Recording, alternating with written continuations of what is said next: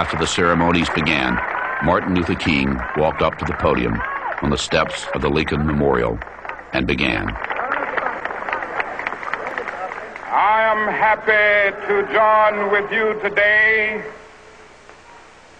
in what will go down in history as the greatest demonstration for freedom in the history of our nation.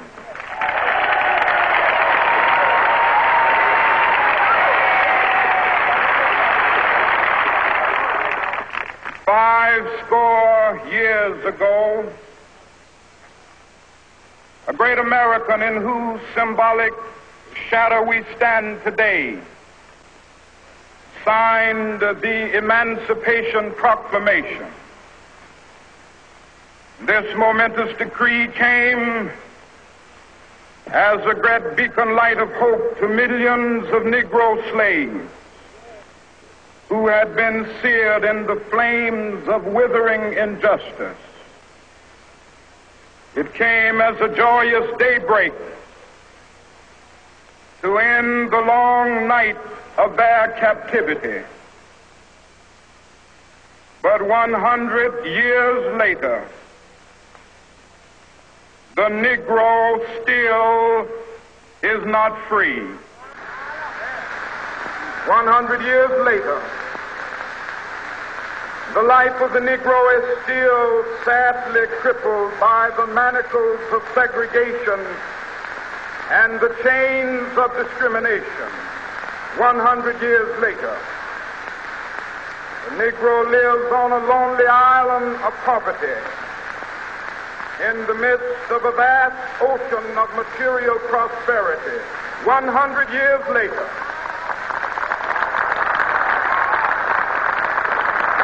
the Negro is still languished in the corners of American society and finds himself in exile in his own land.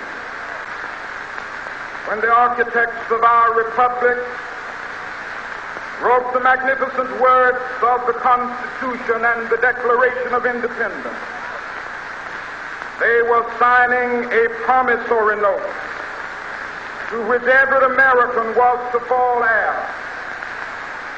This note was a promise that all men, yes, black men as well as white men, would be guaranteed the unalienable rights of life, liberty, and the pursuit of happiness. It is obvious today that America has defaulted on this promissory note insofar as her citizens of color are concerned.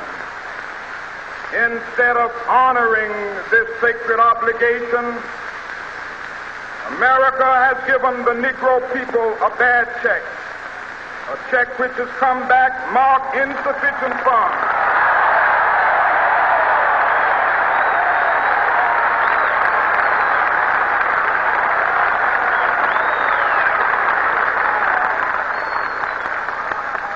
But we refuse to believe that the Bank of Justice is bankrupt. We refuse to believe that there are insufficient funds in the great vaults of opportunity of this nation. So we've come to cash this check, a check that will give us upon demand the riches of freedom and the security of justice. We have also come to this hallowed spot to remind America of the fierce urgency of now. Now is the time to make real the promises of democracy.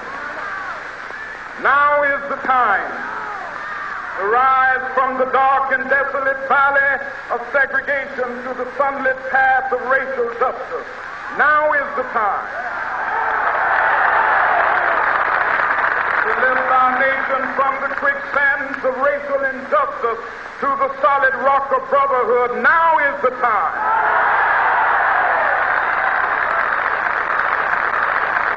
There are those who are asking the devotees of civil rights, when will you be satisfied? We can never be satisfied as long as the Negro is the victim of the unspeakable horrors of police brutality. We cannot be satisfied as long as a Negro in Mississippi cannot vote and a Negro in New York believes he has nothing for which to vote.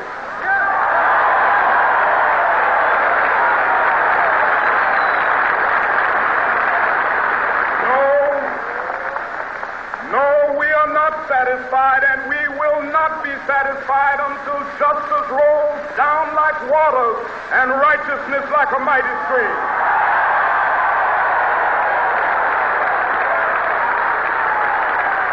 Let us not wallow in the valley of despair.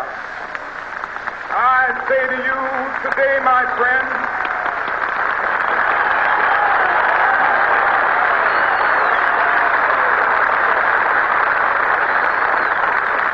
even though we face the difficulties of today and tomorrow, I still have a dream. It is a dream deeply rooted in the American dream. I have a dream that one day this nation will rise up, live out the true meaning of its creed. We hold these truths to be self-evident, that all men are created equal. I have a dream that one day on the red hills of Georgia, the sons of former slaves and the sons of former slave owners will they be able to sit down together at the table of brotherhood. I have a dream that one day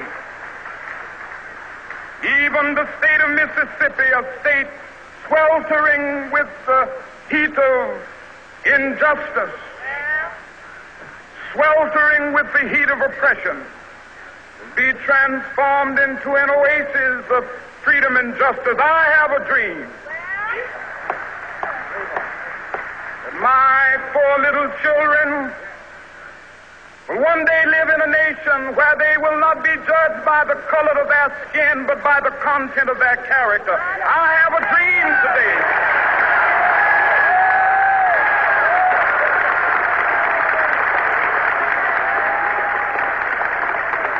I have a dream that one day, down in Alabama, with its vicious racists, with its governor having his lips dripping with the words of interposition and nullification.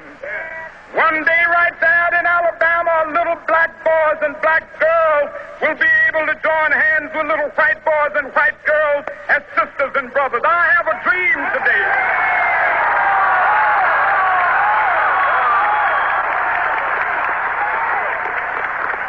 I have a dream that one day every valley shall be exalted. Every hill and mountain shall be made low, the rough places will be made plain, and the crooked places will be made straight, and the glory of the Lord shall be revealed, and all flesh shall see it together. This is our hope. This is the faith that I go back to the South with. With this faith, we will be able to hew out of the mountain of despair a stone of hope. With this faith, we will be able to transform the jangling discords of our nation into a beautiful symphony of brotherhood. With this faith, we will be able to work together, to pray together, to struggle together, to go to jail together, to stand up for freedom together, knowing that we will be free one day. This will be the day. This will be the day when all of God's children be able to sing with new meaning, my country, tears of thee. Sweet land of liberty, of thee I sing. Land where my fathers died, land of the pilgrim's pride. From every mountainside, let freedom ring. And if America is to be a great nation, this must become true. So let freedom ring. From the prodigious hilltops of New Hampshire, let freedom ring. From the mighty mountains of New York, let freedom ring. From the heightening Alleghanies of Pennsylvania, let freedom ring. From the snow-capped Rockies of Colorado, glacial slopes of California. But not only that, let freedom ring from Stone Mountain of Georgia. Let freedom ring from Lookout Mountain of Tennessee. Let freedom ring from every hill and molehill of Mississippi, from every mountainside. Let freedom ring, and when this happens,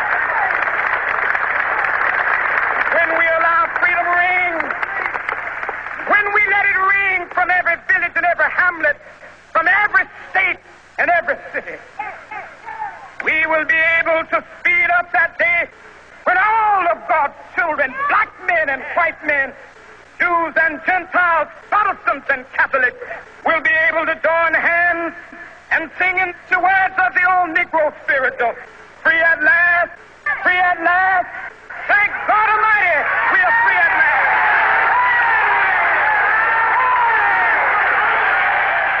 By using biblical language, King created a moral imperative. His marchers became crusaders, and he, a symbolic Moses, to deliver Americans to the promised land.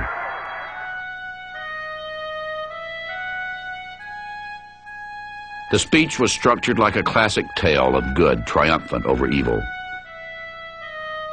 By reciting the words of "My country, 'tis of thee," King invited all listeners to participate in the victory. Within 2 months of King's speech, Congress passed a new civil rights bill into law. For many, the rally was a success. For others, the dream would not come soon enough.